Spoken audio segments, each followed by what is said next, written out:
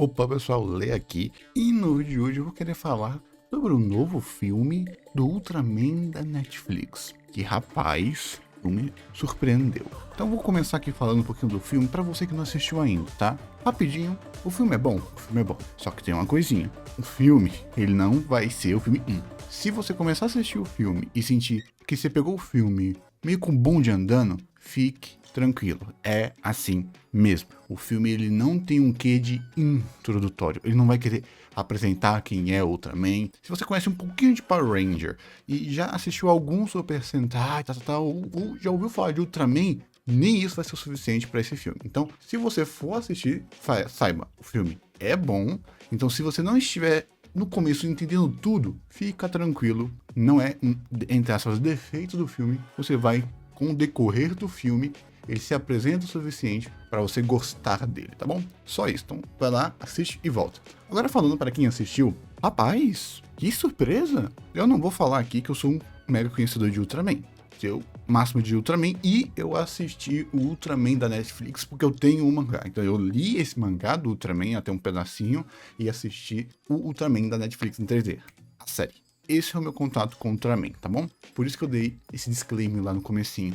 E eu acho que eu já vou ir pro elefante da sala, que eu vi um pouquinho, antes de assistir esse filme, eu vi o pessoal reclamando disso, então eu não sei qual é a porcentagem da fandom, porque eu não faço parte, eu já falei, eu não sou conhecedor de Ultraman. Então eu vi um pedacinho da fandom reclamando de americanização, que esse filme ele tem um quê meio americano, meio que parece que esse filme foi feito para agradar americano e muita gente não gostou disso. Principalmente eu acho que os fãs mais fanáticos mesmo, definição de fã, acabaram não gostando tanto disso. E eu fui assistir e sinceramente eu vi que tem americanização? Tem. Principalmente, não é que não existe, a forma do meu amigo monstro é muito presente. E ela é meio, entre aspas, que contada na narrativa americana. O que é até meio irônico, porque dentro do filme tem uma lógica dele ser ou não japonês, porque ele foi de fora e tal. Mas tirando isso, é só isso. É uma estética. Eu não consegui ver de verdade como, vamos distorcer a narrativa japonesa, essa narrativa nipônica, vamos nos dobrar para os Estados Unidos, para o público dos Estados Unidos, e vamos distorcer o que é o Ultraman para que fique mais palatável para os públicos dos Estados Unidos, igual foi o primeiro Godzilla lá dos anos 2000, se eu não me engano. É um Godzilla feio que parece um dinossauro. Não é isso. Eu vejo muito mais um japonês que está referenciando a fórmula do meu amigo monstro dos Estados Unidos, mas fazendo uma versão japonesa, tá bom? Até porque você fazer uma adaptação para público não é o problema. O problema da americanização, gente, quando você vê algo que tinha uma característica de ser diferente do público das produções americanas e ela se equipara, começa a aparecer, muita gente pega ranço. Só pegar muitos filmes brasileiros que ao invés de representar a realidade brasileira, pega o high school americano. Muitos filmes que você assistiu de comédia, que vai se passar na escola, e a escola é qualquer coisa menos uma escola brasileira. Até mesmo a escola brasileira de rico não parece a escola brasileira de rico aqui, parece a escola brasileira da América. Então o pessoal acaba tendo esse ranço porque quando você vê uma americanização, o pessoal já sente que tá suprimindo a cultura, o pessoal vai se dobrar porque o público dos Estados Unidos é muito gigante. Isso também existe com uma coisinha, o público chinês, tá? O público chinês é muito grande. Shang-Chi foi isso, né? Shang-Chi foi um americano tentando emular o estilo de filmes chineses, e quem gosta do estilo de filme chinês não viu. Então, isso acaba tendo, essas pessoas têm uma aversão natural. Eu entendo o medo, mas são superpotências, tá, gente? O mercado americano sobrevive por si, o mercado japonês sobrevive por si, o mercado chinês sobrevive por si. Entenda esse ranço pro mercado brasileiro. Se nem a Índia acontece isso, se nem a França acontece isso, eu acho que é um pouquinho de histeria. Mas até mesmo se fosse isso, não é. A lírica japonesa tá nesse filme, a forma como os diálogos fazem, a estética, a animação desse filme é muito linda. E não só a animação, a estilização. Outra coisa que é meio americanizada é a textura de quadrinho que se tem. Mas é só a textura. A questão de Sakuga, que é, por exemplo, que se você assistiu, tem certos momentos quando a emoção vai explodir, o fundo muda, como se fosse uma página de mangá, que é maravilhoso. E isso é característica japonesa, não é um boom blam igual as HQs, não. Ele tem uma estética de HQ, mas dentro dessa estética, que é só aquele granulado, que é a questão daquele filtro como se fosse um aranhaverso, eu acho que até mesmo deve ser uma referência dessa animação estilizada, mas não, a estética, só a primeira camada é meio americanizada, mas por dentro, que é o que importa, é japonês. A forma mais poética de contar a história, o contemplativo, gente, tem umas cenas que é pra você ver lindas, a lá Estúdio Ghibli total, cenas maravilhosas que você fala, meu Deus, eu quero tirar um print disso daqui e colocar de wallpaper animado de tão lindo que é nesse filme. E pô, desculpa, esse filme é feito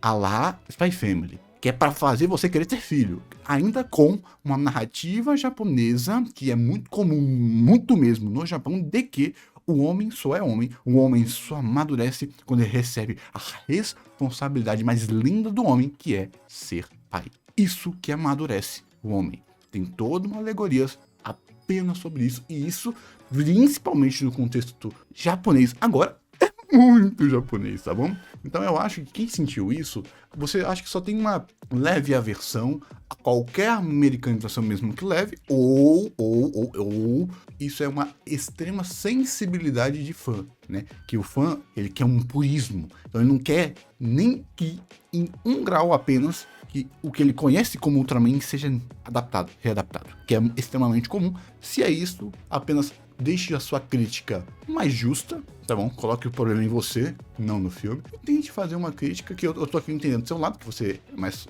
purista, e não tem nenhum problema, mas controla a sua crítica, fica melhor, tá bom? Tirando isso, que o filme, ele é japonês, tá bom? Se esse filme tivesse uma introdução do que é o Ultraman melhor, a introdução tá aí. Só que não é uma introdução comum. A cara é de filme 2. A cara desse filme é de filme 2. Ele não vai apresentar. Ele referencia ao ponto que até mesmo o meu irmão, que não conhece nada, né? Eu assisti esse filme porque o meu irmão falou que o filme era bom. Então eu fui assistir. O meu irmão, que não entendeu nada, ele não sabe nada de Ultraman. Nada. Meu irmão sequer assistiu às aberturas. Meu irmão mais novo do que eu. Ele tava hypando pra caramba o raio do Ultraman, pra você ter noção. Então, mesmo que meu irmão não conheça nada, ele entendeu que aquele poder é um poder importante, é um poder catártico.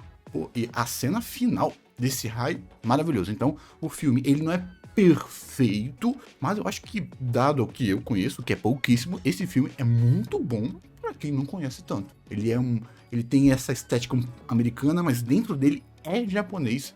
Eu acho que casa muito bem pra isso, né? Com relação à história, é a fórmula do meu amigo monstro. Mas o diferencial é que, em vez do paralelo ser do excluído, é do nosso protagonista, que é um cara chato e imaduro, que vai amadurecer com a beleza da maternidade. Dizendo isso, né, tem uma personagem nesse filme que me surpreendeu muito. Porque eu achei que esse filme ia ser muito clichê. Porque ele tem uma fórmula clichê e ele é clichê. Mas ele é tão único que quando eu achei, entendi, esse filme, ele vai ter um romancezinho. Pô, apareceu a mulher, ela era o meme escrito do meu sonho sempre foi ser padrasto. Era ela. E não foi isso. Ela foi usada como um paralelo, apenas. E ainda um paralelo de engrandecimento, porque engrandece ela e engrandece ele, não à toa, né?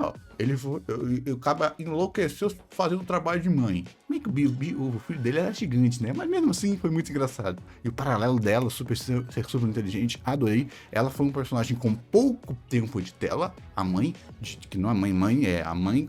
Você entendeu? Se você assistiu, eu não vou ficar explicando. A mãe, pouco tempo de tela, mas muita presença. Maravilhoso. A filha e tal. E os outros paralelos foram muito bem. Então eu achei, vai ser isso. E foi isso. Só que a jornada do meio foi bastante diferente. Exatamente o que eu falei. Ele pegou o clichê americano do meu amigo monstro. Gente, quando eu tô falando clichê americano, quer dizer que não existe essa forma, do comum, pegar um monstro, algo que fora... Não, isso existe dentro das histórias japonesas, tanto... Eu tô falando da forma, do que popularizou pro grande público são as obras americanas. E ele tem essa fórmula de meu amigo monstro e do protagonista também. Da forma de você contar o protagonista é meio americanizado. É conceito? É conceito, porque ele ficou fora E isso é uma das coisinhas lá do que do ser japonês. Aquele técnico é representação do japonês médio pra caramba. Muito, muito engraçado, eu gostei do técnico, só que volta a tudo isso, tá bom? Só resumindo esse ponto, o que tornou esse filme muito gostosinho. Acho que a minha única crítica é o final dele, que eu não gostei muito. O final é bom, só que alinhado que o começo é meio estranho, porque eu falei, eu posso começar a falar no filme, no começo, que, não se preocupe, esse sentimento de bonde andando, no começo do filme, que você vai conseguir entender, mas mesmo assim, o sentimento no começo do filme não é tão gostoso. A sensação de você não é desse mundo, você é telespectador, porque o mundo, ele não apenas não se explica, como ele não faz uma bela introdução. O filme conta que você já entendeu, sendo que você não entendeu. Então você tem que se esforçar um pouquinho mais para entender. E isso pode ser visto como ruim se você não estiver tão imerso. Talvez eu, como já conheço um pouquinho de Ultraman e gosto de Super Sentais, eu me dei esse luxo de me esforçar um pouco mais pro filme, dar uma passada de pano nisso no filme, para eu entender mais. Só que para alguém que não é tão fã, ou não tem uma conexão tão boa, o começo do filme vai ser muito estranho. E o final, ele é meio que... não sei, tá? Então, basicamente isso. Mas ainda é um filme bonzinho pra caramba, né? Eu gostei mais dele do que Divertidamente, por incrível que pareça. Então eu quero elogiar de novo. Me deixa elogiar de novo. A animação e a estilização desse filme é espetacular. O detalhe dos olhos, das partículas, da água, é maravilhoso. Os quadros abertos desse filme são incríveis, e esse filme me enganou, porque eu achei que ele ia ter coragem, ele não teve coragem, mas eu gostei de ser enganado nesse filme, que se você assistiu, você vai entender, né? E toda a história dele é muito bonitinha, eu gostei bastante, e acho que a coisa que eu mais amei, junto com o traço, foi a comunicação visual do filme. Ela é muito, muito boa. É o típico filme que, se você coloca no mudo, o filme continua muito bonito, pra você ter noção. Nesse nível. Aí a linha com a historiazinha legal, com o protagonista legal, muito bom, né? A relação de pai e filho. Pra mim, a problemática, eu tive muito que completar, sabe? Eu não vi o problema de criação da família.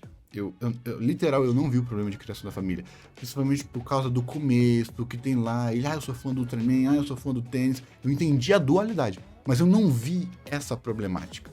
Por causa do pulo de tempo, basicamente, eu achei que eles iam aos poucos mostrando a problemática. Só que eu só vi um bom pai e um filho ruim. Literal, eu não vi um pai ruim em nenhum momento. É que naquele momento o pai dele tava focado em outra coisa, sendo que o filho tá... Não, mas mesmo assim ele ainda é um bom pai. Eu acho que essa relação conturbada foi conturbada meio artificialmente. Eu não vi o que o texto tava querendo dizer, entendeu? Eu entendi o que o texto queria dizer, de uma relação conturbada, da dificuldade de ser herói, do herói voluntariamente ou não abandonando a família, que é um dos tropos bem comuns na indústria, só que eu só li, eu não vi, entendeu? Só tá dito que isso tem lá, e você precisa acreditar nisso, e eu dei esse quê da dúvida pra você entender. Eu literalmente não vi. Por exemplo, uma cena extremamente comum nesse tipo de obra, extremamente comum, é o pai, por exemplo, se atrasando pra alguma data importante pro filho. A gente não viu. E o filme é grande, tá? O filme é grande. Eu acho que eles poderiam ter colocado isso. Ou ter explicado isso. Os textos. Uma conversa dele com a mãe, com a repórter, ter tido alguma coisa dele se sentir verdadeiramente negligenciado, dar algum exemplo para a gente se conectar com ele, eu acho que teria sido importante, tá? Mas tirando isso, é só isso que eu tenho a falar do filme. O filme verdadeiramente me surpreendeu. Bom, bonito e muito bem escrito. Eu acho que é a melhor animação que eu assisti no ano, viu? Acho que é a melhor animação que eu assisti no ano. Tô assistindo pouca coisa, mas ainda acho que foi uma bela animação. Recomendo pra todo mundo, viu? E se você quiser ver, Lê, eu quero começar a assistir Super Sentai, vê o meu vídeo de Ryukendo. Se você quiser, talvez você não possa ir direto pra Ultraman, mas para você começar a gostar do Super Sentai, dessa lírica, desse abraçar essa cultura, vê lá o meu vídeo de Ryukendo, que dentro da minha experiência, Ryukendo é uma ótima forma de você se introduzir nessa forma de arte diferente, tá bom? Muito obrigado e até o próximo vídeo.